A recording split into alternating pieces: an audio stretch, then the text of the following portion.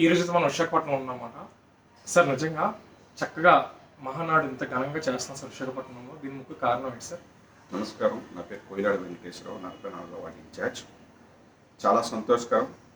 ముఖ్యంగా ఎప్పుడు ప్రతి సంవత్సరం కూడా మహానాడు పెట్టినప్పుడు ఆ 3 రోజులు కూడా ప్రతి జిల్లాలో ఎక్కడొక జిల్లాలో జరగడం, ఇక్కడ నుంచి కార్యకర్తలు తరలి వెళ్ళడం, మాకు ప్రతి సంవత్సరం కూడా కార్యకర్తలు అందరూ కలిసి వెళ్ళడం ఎంత సంతోషం పండుగ అంటే మనకు సంక్రాంతి పండుగ అలాంటిదో అలాంటిది మాకు మహానాడు అంటే చాలా ఇష్టం. ఎందుకంటే వార్డు నుంచి ఒక 20-30 మంది వెళ్ళటం వల్ల ఒక పిక్నిక్ లాగా మహానాడు కార్యక్రమంలో జరగడం జరుగుతుంది.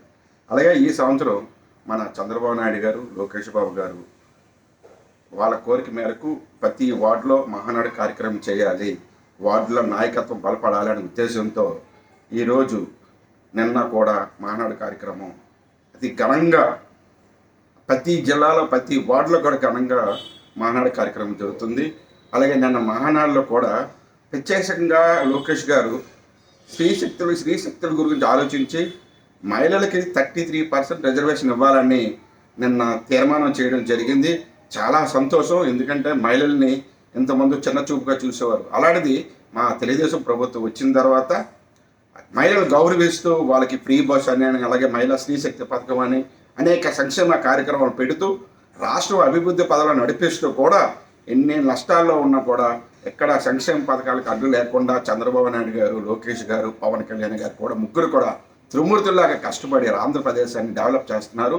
అలాగే ఈ మహానాడు కార్యక్రమం కూడా ఈరోజు స్వర్గీయ ఎన్టీ రామారావు గారు జయంతి సందర్భంగా మా వార్డులో ఉన్న ఎన్టీ రామారావు గారికి పూలదండలు వేసి నివాళులు అర్పించి చిన్న స్వీట్లు దుప్పట్లు పంచడం కార్యక్రమం కూడా చేస్తున్నామని మీకు తెలియపరుస్తారు. సార్ నిన్న అంటే పురుషుల కంటే అంటే లేడీస్ ఎక్కువ వచ్చారంటే జెంట్స్ కంటే లేడీస్ ఎక్కువ వచ్చారని బాగా తెలిసింది సార్. అంటే ప్రజలు ఎక్కువ లేడీసే మద్దతు ఇచ్చారని తెలిసింది.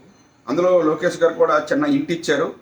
ఈసారి మహిళలకి 33% రిజర్వేషన్ ఇస్తారని మనం ముందు 2 రోజుల ముందు చెప్పడం వల్ల మహిళలందరూ కూడా ఇంట్రెస్ట్ చూపించి ఈ మహానాడు కార్యక్రమంలో చురుగ్గా పాల్గొనడం జరిగింది. డ్వాక్రా మహిళలు ప్రవేశపెట్టిందే మా చంద్రబాబు నాయుడు గారు. అందువల్ల మహిళలు ఎప్పుడు కూడా మన చంద్రబాబు నాయుడు గారికి సపోర్ట్ చేస్తూ ప్రతి మీటింగ్లో కానీ దేనికైనా కానీ మహిళలు ముందుగా ఉంటారని మీకు తెలియపరచుకుంటాం. సార్ ఇంతకుముందు అమ్మఒడి ఇంట్లో ఒకరికే పడిద్ది అంట, అది కూడా 100లో 10% పడిద్దంట, 90% పడిది కాదు, ఇబ్బంది పడేవారంట. ఇప్పుడు ఇంట్లో ఎంతమంది పిల్లలు ఉంటే అంతమంది కూడా అమ్మఒడి వస్తుందంట సార్.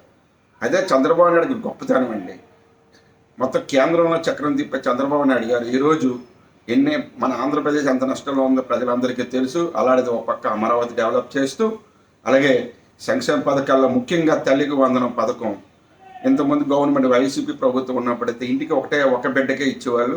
అలాంటిది ఇంట్లో 4 ముగ్గురున్నా ప్రతి ఒక్కరికి తల్లికి వందనం ఇవ్వాలి, పేదలకు ఆదుకోవాలనే ఉద్దేశంతో ఈ తల్లికి వందనం జూన్ నెలలో మళ్ళీ 2వ విడతగా వేయడం జరుగుతుంది. అలాగే అన్న క్యాంటీన్ భోజనం కూడా చక్కగా 5 రూపాయలకి ప్రజలందరికీ అందుతుందని ఎంత సంతోషపడుతున్నారు సార్. దాని మీద ఉద్దేశం సార్ 2019-24 సంవత్సరంలో ఈ అన్నా క్యాంటీన్ క్యాన్సిల్ చేయడం జరిగింది వైసీపీ ప్రభుత్వం.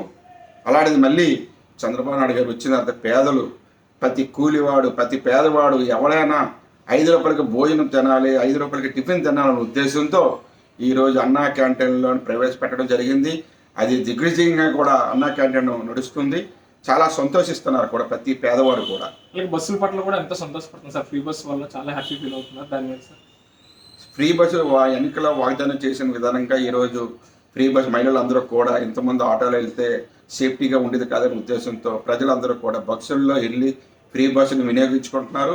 చాలా ఆనందిస్తున్నారు కూడా. ఎక్కడికి వెళ్ళినా ఫ్రీగా వెళ్తున్నాం. నర్సీపట్నం వెళ్ళాలన్నా, విజయవాడ వెళ్ళాలన్నా ఫ్రీగా వెళ్తున్నాం. ఆనందంలో ఈ స్త్రీ శక్తి అంతా సంతోషంగా ఉన్నారని తెలియపరచుకుంటారు. సార్ పార్టీ అధ్యక్షుల కింద విశాఖపట్నం ఉన్నారు కదా, అంటే ఇప్పుడు విశాఖపట్నం ఇంత డెవలప్ చేస్తున్నారు, గూగుల్ తెస్తున్నారు, మెట్రో సిటీ తెస్తున్నారు, నిజంగా ఇంత డెవలప్ చేస్తున్నారు సార్. దీని మీద మీ ఉద్దేశం ఏంటి సార్? అది చంద్రబాబు నాయుడు గారి ఫేస్ వాల్యూ.